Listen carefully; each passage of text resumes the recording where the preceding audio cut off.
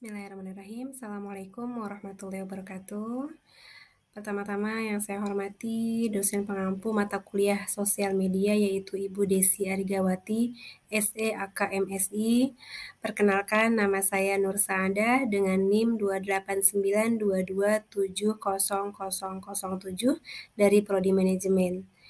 Pada video kali ini saya akan mempresentasikan salah satu produk branding dari satu produk ya.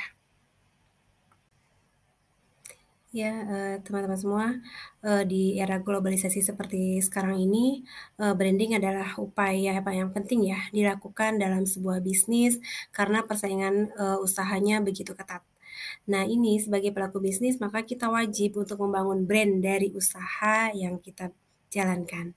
Nah, sederhananya begini, brand yang distinktif dan unik akan lebih mudah dikenal masyarakat. Ketika masyarakat telah mengenal, apalagi sampai ingat dengan produk atau jasa yang kita bisniskan ya. Nah, itu peluang kita sebagai bisnis dalam meraup keuntungan itu sangat besar dan lebih banyak lagi. Kemudian tentu kesuksesan tersebut akan datang ya dengan upaya branding sebagai strategi marketing.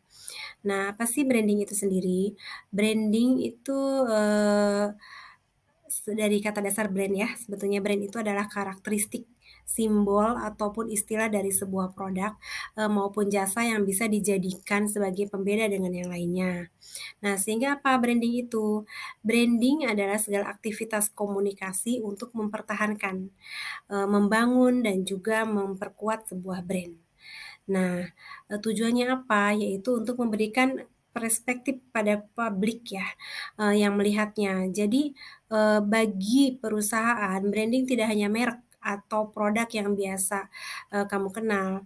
Nah, tetapi, branding itu sendiri adalah, sebuah image secara keseluruhan, atau tentang pandangan publik terhadap suatu perusahaan itu sendiri. Nah, ya, setiap hal-hal yang kasat mata ini dalam sebuah merek, mulai dari logo, citra, karakter, kredibilitas, hingga ciri visual itu juga termasuk dalam branding. Biasanya, semua konsumen itu akan memilih suatu brand ya, yang sudah established atau dikenal secara luas. Jadi brand yang kuat tentunya bisa mengendalikan pasar, karena konsumen cenderung memilih brand yang sudah dikenalnya. Nah, oleh karena itu, kita coba, telah lebih jauh, apa saja sih jenis branding itu?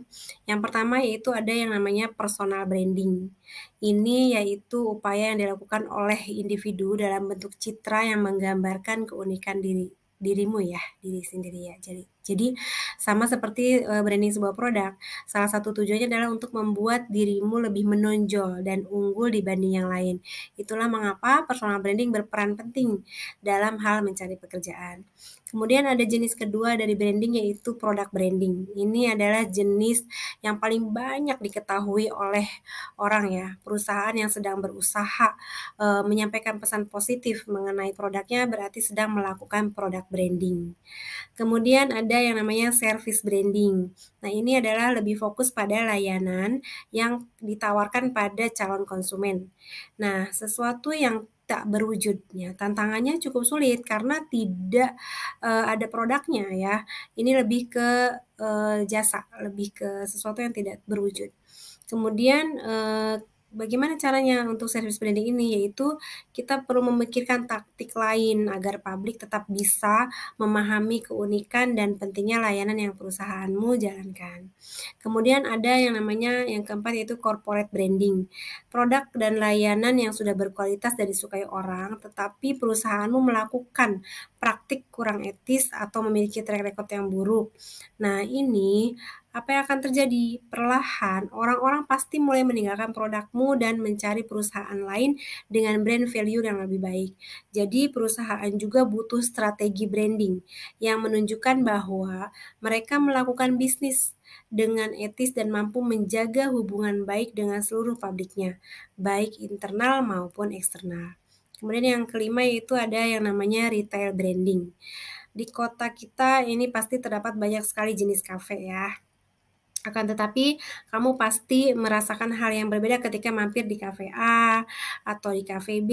Ini juga, terjadi pada usaha-usaha retail ya. Salah satu upaya yang harus dilakukan agar pembeli mau berkunjung kembali, nah ini yaitu melakukan retail branding. Retail branding ini meliputi beberapa strategi ya, seperti mengatur layout ruangan, desain interiornya bagaimana, terus mengatur playlist musik yang akan diputar, kemudian menentukan lighting yang sesuai. Nah, pada kesempatan kali ini saya akan membahas tentang product branding. Apa sih product branding itu? Product branding merupakan sebuah strategi yang dilakukan untuk membuat produk menjadi lebih terkenal. Caranya yaitu dengan memberikan identitas berupa nama, logo, slogan, tagline, deskripsi, dan lain-lain. Apa sih manfaat dari produk branding ini? Yang pertama yaitu sebagai pembeda dari produk lainnya. Kemudian yang kedua memungkinkan terjadinya ekspansi brand ya. Yang ketiga yaitu mengoptimalkan persaingan brand. Yang keempat yaitu membuat produk jadi terkesan eksklusif. Nah, di sini saya mengangkat salah satu produk ya yang sudah melakukan produk branding, yaitu saya coba analisa dari produk brandingnya Scarlett Whitening. Mungkin teman-teman sudah tidak asing dengan Scarlett Whitening ini karena ini merek kosmetik dan perawatan tubuh yang sekarang sedang booming ya. Ini didirikan sejak 2017 oleh artis Indonesia yang bernama Felicia Angelista. Ini mencapai rekor di awal tahun 2021, Scarlett Whitening ini menjadi urutan pertama yang banyak sekali diminati. Nah, ini sudah melakukan produk branding apa saja sih Scarlett Whitening ini? Yang pertama yaitu dari mulai segi logo. Logonya ini sangat elegan ya, elegan dan modern. Penggunaan logo berwarna hitam ya tampak di gambar itu menggunakan menonjolkan sisi minimalis namun elegan yang menggambarkan target pasar Scarlett.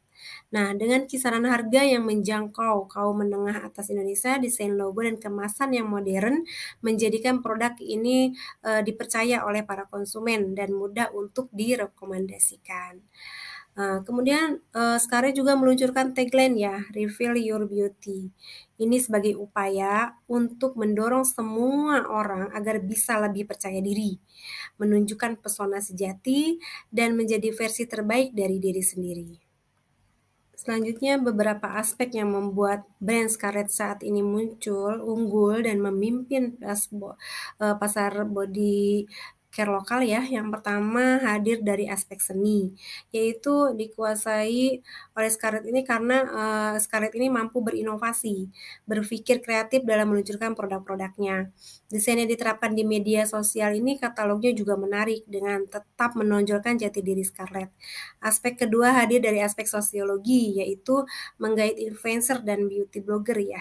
Ini kalau dilihat bahwa di Indonesia ini kulit putih dianggap sebagai simbol status sosial, kekuasaan, kekayaan, dan terutama sekali kecantikan. Ini sehingga perawatan kecantikan untuk memiliki kulit putih itu sangat diburu ya hingga saat ini. Scarlett juga banyak menggunakan ini ya, banyak influencer dan beauty blogger Indonesia sebagai sarana promosi yang memungkinkan produk-produk ini dikenal oleh masyarakat. Dari beberapa produk branding tadi yang sudah dilakukan oleh Scarlett Whitening, keuntungannya apa sih keuntungan branding Scarlett Whitening ini? Yang pertama yaitu posisi merek produk Scarlett Whitening ini tetap di hati konsumennya ya. Kemudian sangat mempengaruhi pastinya tingkat penjualan suatu produk itu. Nah, yang ketiga yaitu memudahkan Scarlett untuk dikenal lebih luas lagi. Selanjutnya itu service branding apa sih yang sudah dilakukan perusahaan untuk produk Scarlett Whitening ini, yaitu yang utama adalah menggunakan media komunikasi seperti sosial media berupa Instagram dan Facebook, terus menggunakan influencer strategi dengan melibatkan influencer seperti Rahel Fenya, Ria Ricis, Aukarin, dan Anya Geraldine, kemudian kolaborasi juga bersama ambasador ternama seperti Girl Band Twice Twice, penyanyi Agnes Mo, dan aktor Song Joong Ki. Nah, produk yang bisa didapatkan juga di Shopee Mall ya, bisa. Kemudian ada landing page juga. Yang terakhir dapat disimpulkan bahwa Scarlett Whitening ini menggunakan beberapa strategi bisnis ya, sehingga bisa mencapai prestasi yang luar biasa dalam kurun waktu yang cepat. Yang pertama yaitu kerjasama dengan influencer ini sangat penting, penting sekali karena masyarakat akan lebih mudah mengenalnya. Kemudian menggandeng sederet artis ternama, pastinya ini sangat berpengaruh juga. Kemudian menunjuk artis Korea sebagai brand ambassador ini luar biasa juga sebagai usahanya untuk mengenalkan produknya sehingga betul-betul menyasar semua kalangan. Kemudian hadir sebagai berbagi inovasi ya. Ini munculnya produk-produk baru yang berbeda dari kompetitornya. Kemudian secara terus-menerus melakukan promosi secara online, kemudian memperbaiki konten-konten supaya lebih menarik lagi, dan memperluas pasar dengan omni-channel marketing ya. Ini maksudnya dengan pendekatan penjualan melalui berbagai saluran secara terintegrasi, mulai Shopee, IG, TikTok, dan lain-lain. Kemudian menjangkau lebih banyak pelanggan dengan reseller. Nah, dan ini produk Scarlett Whitening ini tidak ragu untuk memberikan diskon-diskon, sehingga sangat menarik untuk para konsumen. Nah, yang terakhir yaitu Scarlett Whitening ini sangat menjaga sekali kualitas dan keamanan produk yang terjamin. Baiklah, demikian analisa tentang produk branding, salah satu produk yang saya pilih tentang Scarlett Whitening. Kurang lebihnya mohon maaf, semoga bermanfaat. Wabillahi taufiq wal hidayah. Wassalamualaikum warahmatullahi wabarakatuh.